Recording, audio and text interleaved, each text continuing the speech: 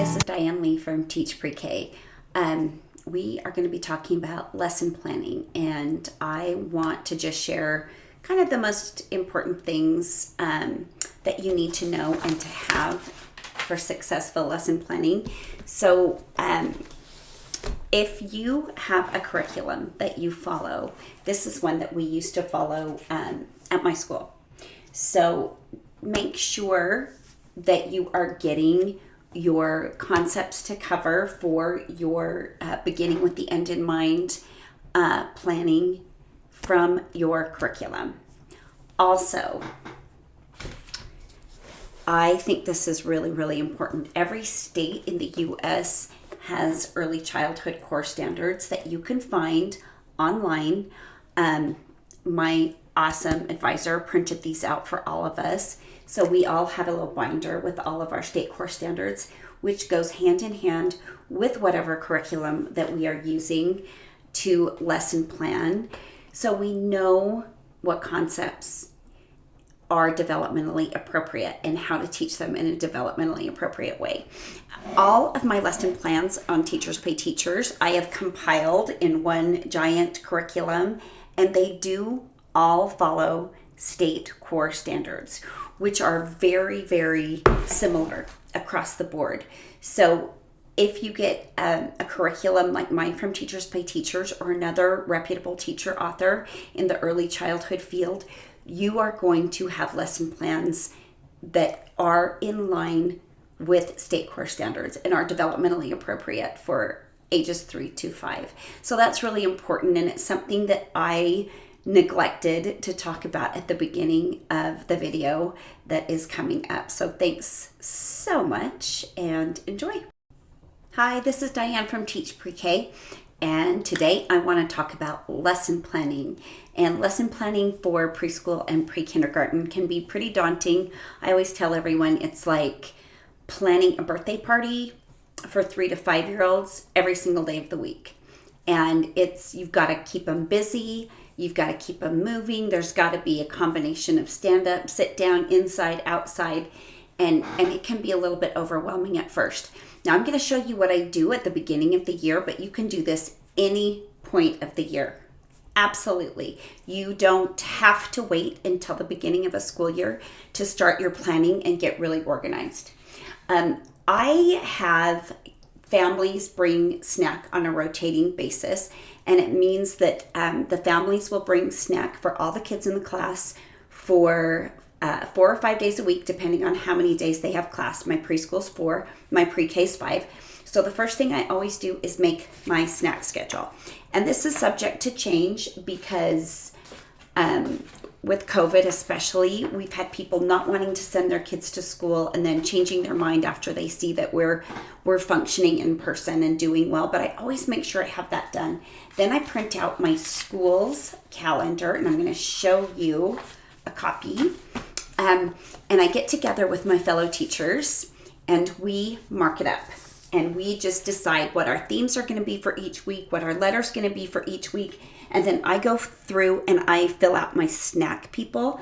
And you can see I've had to cross a lot of them out this year because it's just been a crazy year again with COVID. So I do this just so I kind of have an idea of how my entire year is going to go. And this actually takes no time at all.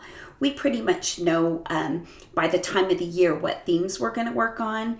So this is actually really easy, and it keeps us on track for the whole year. Then I have a planning calendar that is completely editable, and I will send a link to this planning calendar. It has saved me a ton of time. It looks like this at first. You can see on this side I have special projects, science, and I've got all of my theme, dramatic play, blocks, sensory, and letter of the week for every single week of the month. And I go ahead and I fill this out from August to the end of May, which is what our school year runs. So I'll show you what it looks like at first. And I have it editable, and I don't put any numbers on it.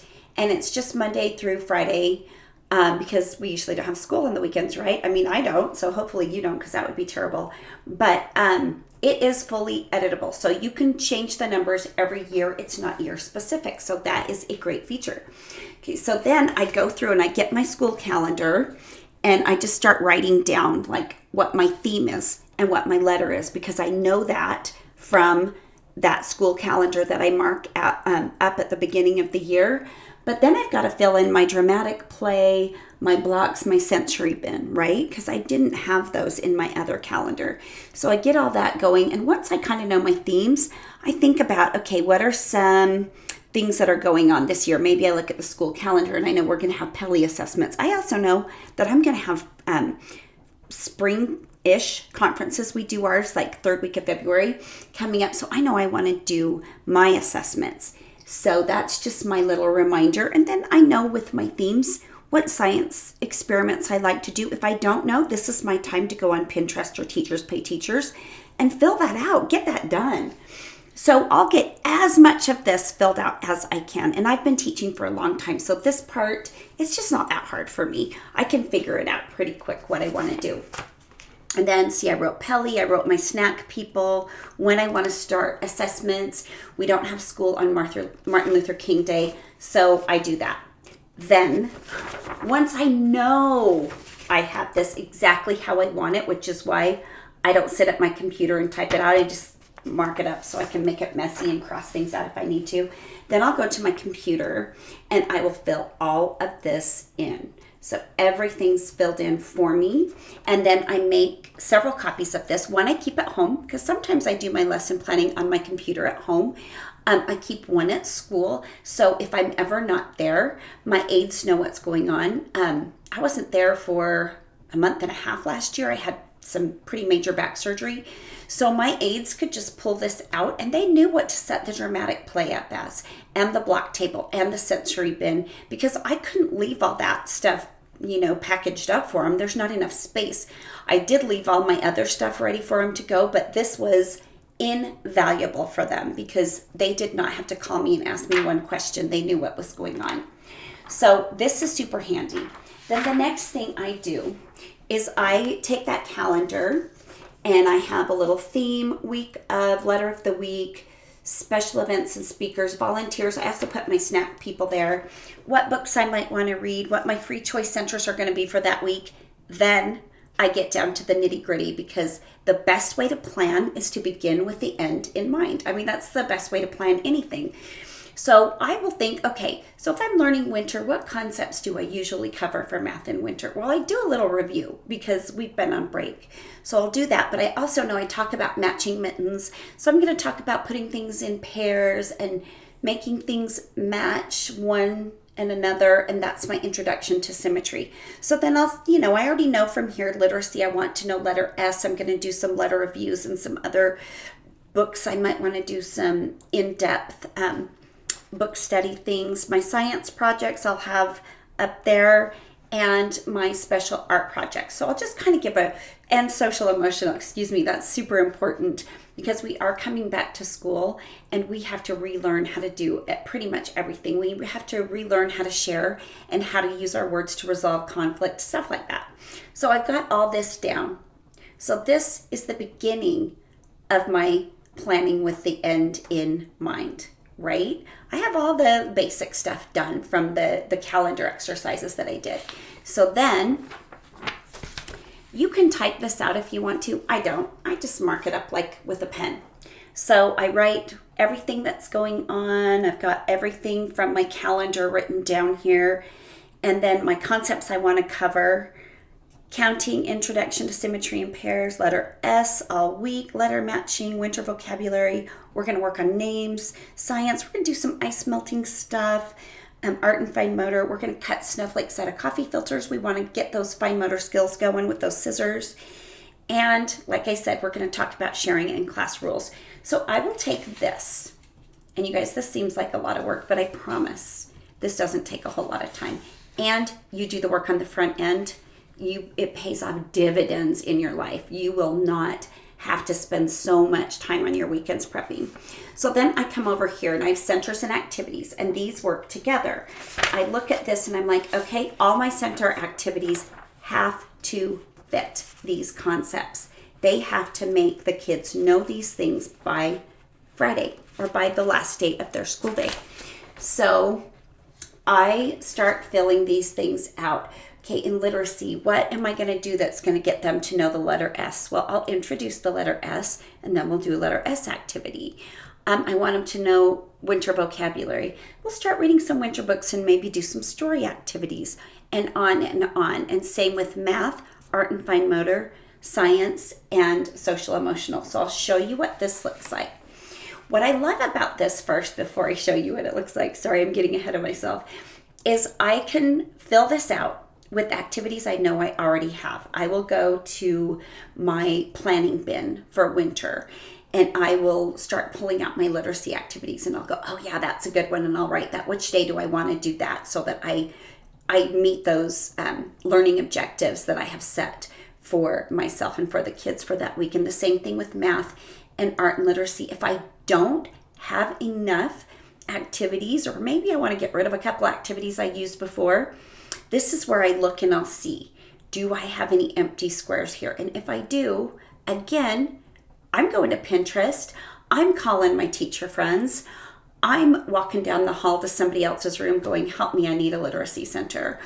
Or I'm hopping on Teachers Pay Teachers and I'm going to find some math centers that are going to work, or go into my favorite blogs and I'm going to fill in the rest of these squares, because then my whole week is done and ready. So when it comes time for me to write up a formal lesson plan, which I do in newsletter form and I send it to my parents, so it's my lesson plan, but it also lets the parents know what's going on. It's double duty, so I'll show you what that looks like in just a sec. But I have got every single thing I need, and probably more than what I need. And I can fill out my entire lesson plan and have everything just ready to go for the whole week. So I'm going to show you what that looks like. So here it is for my pre-K. I really thought I had this week, so hold on one sec. But this is last year's, excuse me. Here we go. So this is this year's pre-K lesson plan. This is my 5-day-a-week lesson plan. And I like to do this one first because this covers every single day. And my preschoolers only go through Thursday. So I can take away some activities that are still going to get me where I want to get, with keeping the end in mind of the concepts I want them to learn. But I fill this whole thing out. I've got my dates to remember, who's doing snack, what my letter is, the books I'm going to read, my learning objectives and expectations, a little note to the parents, the week, and everything is done. And this is my lesson plan.